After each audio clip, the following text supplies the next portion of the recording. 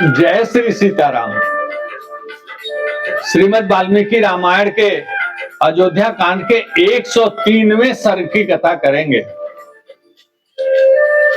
रामचंद्र जी जब भरत से सुने कि पिताजी स्वर्गवासी हो गए हैं, तो श्री राम पृथ्वी पर गिर के अचेत हो गए।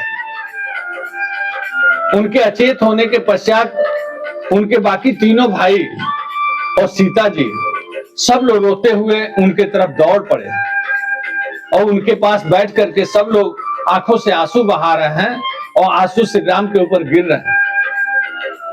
थोड़ी देर में रामचंद्र जी थोड़ी चेतना में आए तो उठकर बैठ गए। उठकर बैठने के पश्चात भरत से उन्होंने कहा कि हे परंतप भरत, अब मैं अयोध्या जाकर क्या करूंगा? जब मेरे प्रतापी पिता ही नहीं रहे, जब महाराज दशरथ से विहीन हो गई अयोध्या, तो ऐसे अयोध्या में अब मैं जाकर क्या करूंगा? और इतना ही नहीं, बीच में वनवास छोड़ करके जाना तो संभव नहीं है, लेकिन वनवास की अवधि पूरी करने के पश्चात भी अब अयोध्या जाकर मैं क्या करूंगा?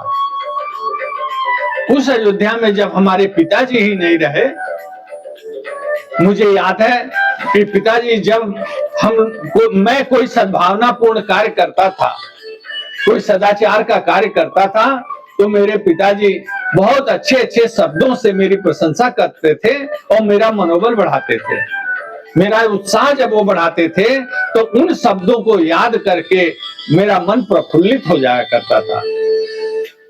लेकिन अब वह शब्द कौन सुनाएगा? पिताजी तो अब स्वर्गलोक को चले गए। यह कहते हुए वह भरत के सामने वह भी विलाप कर रहे हैं, उनके भी आंखों से आंसू गिर रहा है।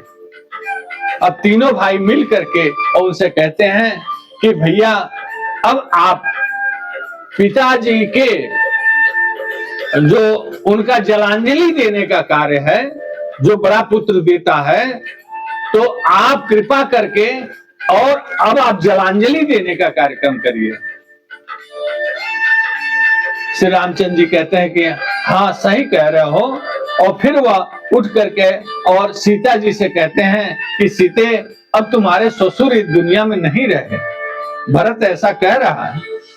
फिर लक्ष्मण की तरफ मुड़ करके कहते हैं, लक्ष्मण, अब पिताजी नहीं रहे, अब हम लोग पिता विहीन हो गए। देखो भरत क्या संदेश लेकर आए।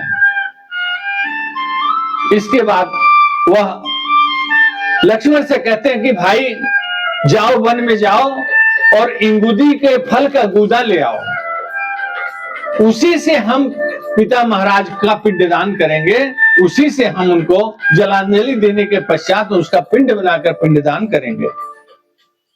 लक्ष्मण जी जाते हैं और इंगुदी का और बेर का फल लेकर के आते हैं। और अब लक्ष्मण जी से और सीता जी से श्री रामचंद्र जी कहते हैं कि आगे आगे सीता चलेंगी, अब हम लोग घाट की ओर, मंदाकिनी के घाट की ओर जलांजलि देने के लिए जाएंगे।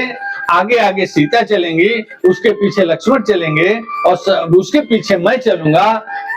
जब किसी को जलांजलि देने की बारी आती है तो यही क्रम होता है जो बड़ा हृदय को विदीर्ण करने वाला होता है। इसी क्रम में हम घाट की तरफ, मंदाकिनी की घाट की तरफ जाएंगे। आगे आगे अब सीता जी चल रही हैं रोते हुए, उसके पीछे लक्ष्मण जी चल रहे हैं, उसके पीछे श्री राम चल रहे हैं। तो श्री राम को लड़खड़ाता हुआ देख करके सुमंत्र जी जो वहां मौजूद थे भरत जी के साथ, वह दौड़ करके श्री राम जी का बांह पकड़ लेते हैं और उनको सहारा दे करके मंदाकिनी के तट तक ले करके आते हैं। अब मंदाकिनी नदी में श्री राम, लक्ष्मण और सीता तीनों जो है जलांजलि दे रहे हैं। श्री राम जल के अंदर, नदी के अंदर प्रवेश करके और अंजलि में जल लेकर के दक्षिण दिशा में मुंह कर लेते हैं और जलांजलि देते हुए कहते हैं, हे पिता महाराज, आप जिस भी लोक में हैं, उस विष्णु लोक में आप अक्षय रूप से इस जल को प्राप्त करें मैं यह आपको जल अर्पित करता हूं। यह करके श्री राम अपने पिता को जलांजलि दे रहे हैं। जलांजलि देने के पश्चात तीनों लोग स्नान करके और नदी के बाहर तट पे आते हैं। तट पे वह लक्ष्मण से कहते हैं कि भाई अब तुम गूदे से पिंड बनाओ, और श्री राम कुश बिछाते हैं वहां पे, और कुश बिछा करके और खुद अपने हाथों से पिंड बना करके गूदा लक्ष्मण जी तैयार कर देते हैं, बेर उसमें डाल देते हैं।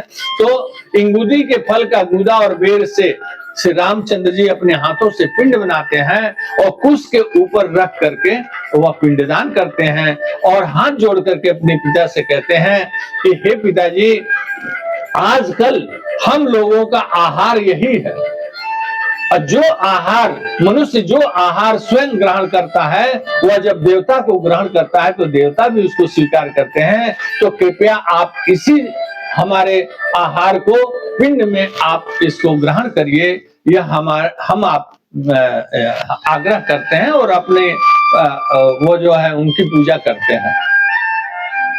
पिंडदान करने के पश्चात वह अब श्री रामचंद्र जी सीता लक्ष्मण भरत को लेकर के और मंदाकिनी के तट से ऊपर शिखर के तरफ ऊपर की ओर चढ़ते चढ़ते और फिर अपने पर्णकुटी के पास जाते हैं और अपने भाई भरत और लक्ष्मण को अपने बाहों में भर करके श्री रामचंद्र जी जोर जोर से रोने लगते हैं पर्णकुटी के बाहर। उतने में शत्रुघ्न भी आ जाते हैं। चारों भाई एक दूसरे को पकड़ करके इतना जोर जोर से रोते हैं कि उनके रोने की आवाज भरत की सेना तक पहुंच रही है। अब भरत के सेना के लोग आपस में बात कर रहे हैं कि ये रोदन की आवाज कहां से आ रही है। तब वो लोग आपस में यह निर्णय करते हैं कि निश्चित रूप से भरत और श्री राम के मिलन में एक दूसरे का महाराज का समाचार सुनने के पश्चात ये लोग रो रहे हैं। अब उनके कुछ सैनिक तो पैदल ही दौड़ पड़े, वो रथ घोड़े हाथी छोड़ दिए और दौड़ पड़े पर्णशाला की ओर। कुछ लोग घोड़े से आ रहे हैं, कुछ लोग रथ से आ रहे हैं, कुछ लोग अपने अपने साधनों से और वहां पे पहुंच रहे हैं। और जब ये लोग पर्णशाला के तरफ बढ़ने लगे, चित्रकूट पर्वत की तरफ, तो वन के हाथी जोर जोर से भागने लगे। और यह इतना ही नहीं, जो वहां और अन्य पशु पक्षी हैं, जो मृग हैं, कि चितकबरे मृग हैं, वह नील गाय हैं, वह सब सिंह हैं, व्याघ्र हैं, सब भाग रहे हैं, क्योंकि यह बहुत भारी जनसंख्या में अब ये लोग पर्णशाला के तरफ बढ़ रहे हैं। इतना ही नहीं, मंदाकिनी नदी और अन्य जलाशयों में जो वहां पे उड़ने वाले पक्षी हैं, जो क्रौच पक्षी हैं, बक हैं, बगुला हैं, सारस हैं, इस प्रकार के तमाम जो जल पक्षी हैं, जल मुर्गी हैं, वो सारे उड़ करके आसमान में बहुत तेजी से भाग रहे हैं। और देखते ही देखते चित्रकूट पर्वत का सारा वन मनुष्यों से भर जाता है। इतनी ज्यादा संख्या में लोग अयोध्या से आए थे। अब कुछ लोग ऐसे हैं जो श्री राम के पर्णशाला के नजदीक पहुंच गए, तो बहुत सहृदय वाले लोग, जो लोग अभी, और ये सारे लोग तीनों माताओं और वशिष्ठ जी को छोड़ करके दौड़ पड़े थे पर्णशाला की ओर।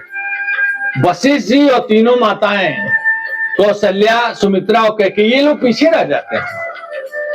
अब ये जो भारी भीड़ अयोध्या की आगे बढ़ती है, तो श्री राम को देखते हैं, वो लोग के पर्णशाला के बाहर श्री राम बैठे हैं, और श्री राम उनमें से देख देख करके जो लोग सुहृदय वाले लोग थे उनको गले लगाते हैं। कुछ लोग ऐसे थे जो श्री राम के चरण छू करके वो प्रणाम करते हैं। कुछ लोग ऐसे हैं जो श्री राम के नजदीक जा करके और कैकेयी और मंथरा की निंदा करना शुरू कर देते हैं। सबको श्री राम बहुत सजल नेत्रों से देखते हुए प्रेम भरी निगाह से सबको देख रहे हैं और सबका स्वागत कर रहे हैं। 103वां सर्ग यहीं समाप्त होता है। आगे की कथा अगली कड़ी में करेंगे।